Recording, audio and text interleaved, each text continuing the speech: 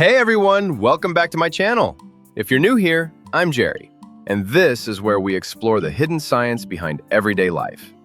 Today, we're diving into something we all do, often without even noticing: daydreaming. Why does your mind drift when it's supposed to focus? Is it a flaw in your brain, or a secret feature that makes you human? But before we begin, make sure to subscribe and turn on the notification bell so you won't miss any of our weekly deep dives into how your amazing brain really works. All right, let's get started. Have you ever caught yourself in the middle of something, typing an email, listening to someone talk, or driving, and suddenly realized your mind has completely drifted away? You were physically there, but mentally, you were gone. Maybe you were replaying an old conversation, imagining your next vacation, or picturing yourself finally quitting your job and moving to a quiet island. That little escape, that wandering of your mind, is what we call daydreaming. And here's the crazy thing: you do it all the time. Scientists estimate that the average person spends up to 47% of their waking life lost in thought. Almost half your conscious life is spent somewhere else. But here's the question: why? If daydreaming takes us away from reality, why does the brain bother doing it so much?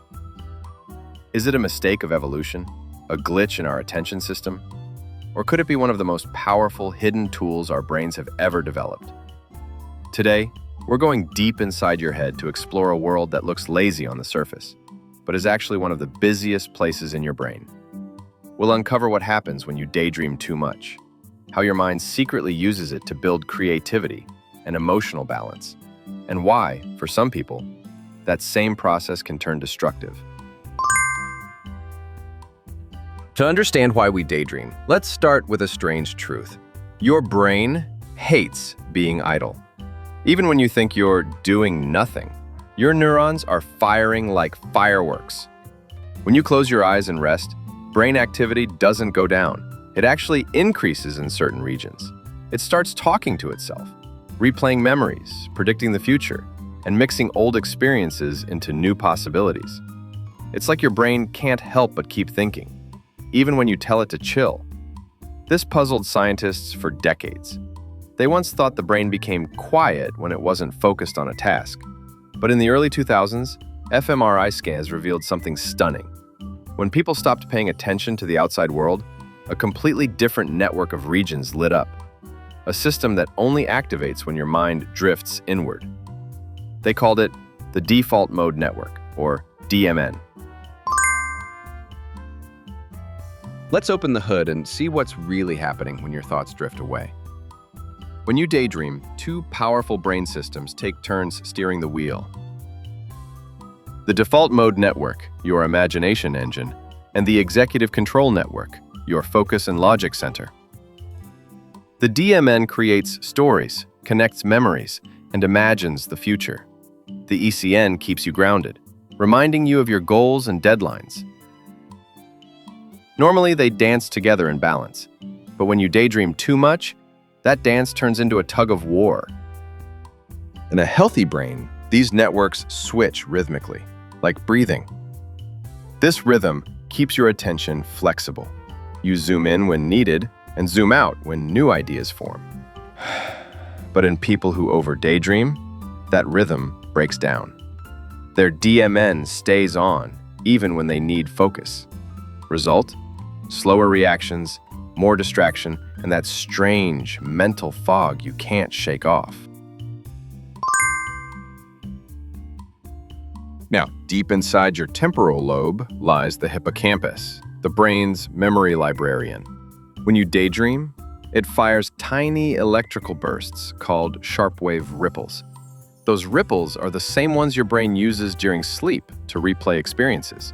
In that moment, your hippocampus is rehearsing, linking past memories to new possibilities. That's why some daydreams feel like previews of your future.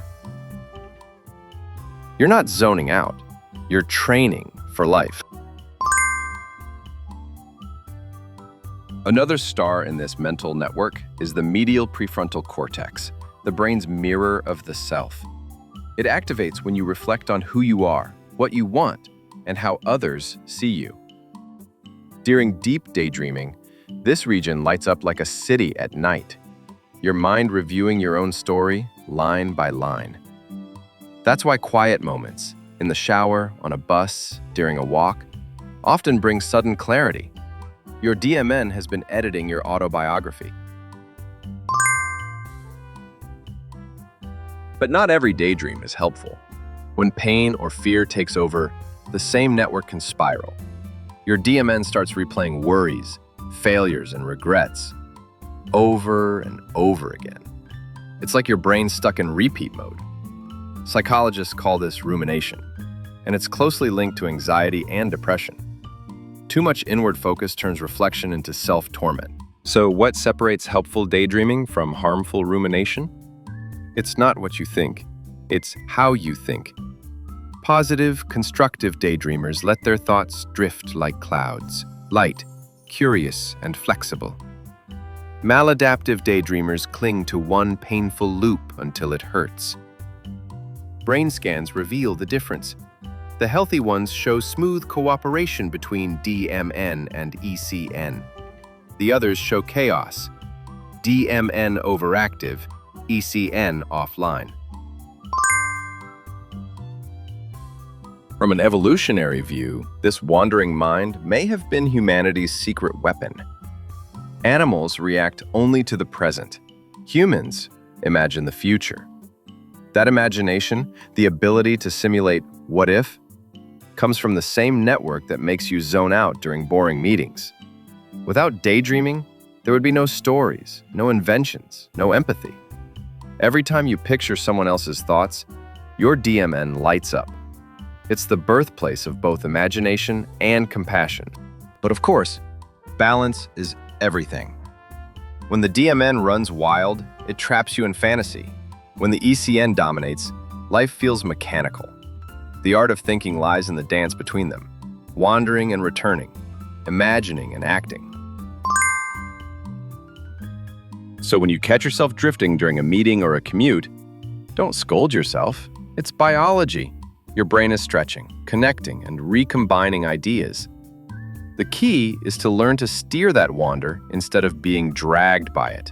And that's exactly what we'll explore next. How to control your daydreams and turn distraction into creative power. Now that we know what happens inside your brain when it drifts, let's talk about how to use that drift to your advantage. Because daydreaming isn't something to fight against. It's something to train. Think of it like a mental muscle. Uncontrolled, it pulls you away from life. Directed, it can make you more creative, empathetic, and emotionally balanced than ever. Step 1 is awareness. Notice when your mind starts to wander. Catch yourself mid-drift and think, there I go again. That single moment of awareness is powerful. It shifts you from being lost in thought to being aware of thought. Once you notice it, you can choose. Do I let this play out for a minute, or do I return to the task? That decision strengthens the neural bridge between the DMN and ECN, literally training your focus system. Ironically, the best way to control daydreaming is to practice mindfulness. It's opposite. Mindfulness isn't about never wandering. It's about knowing when you wander. Just 5 minutes of mindful breathing each day can sharpen the salience network, the brain's alert system that says, "Hey, you've drifted." It's like installing a gentle notification bell for your attention. When you move, your brain finds rhythm. Walking, stretching, or even washing dishes activates your body's autopilot, freeing mental space for reflection. That's why some of history's greatest ideas were born on walks, not desks. Here's a golden rule. Wander with a return ticket. Let your thoughts travel, but set a gentle signal to return, a timer, a song, or even a phrase like, "Okay, back to Earth." Think of yourself as a mental astronaut. You leave orbit to explore, but you must always come home.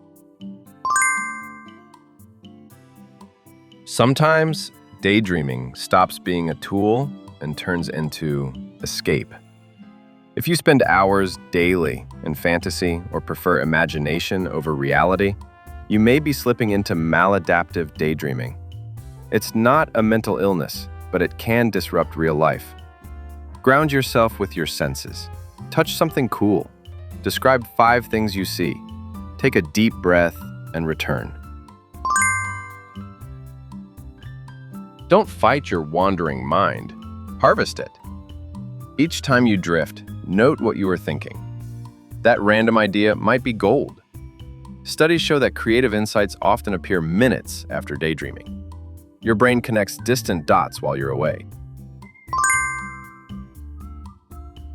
So let's wrap this up.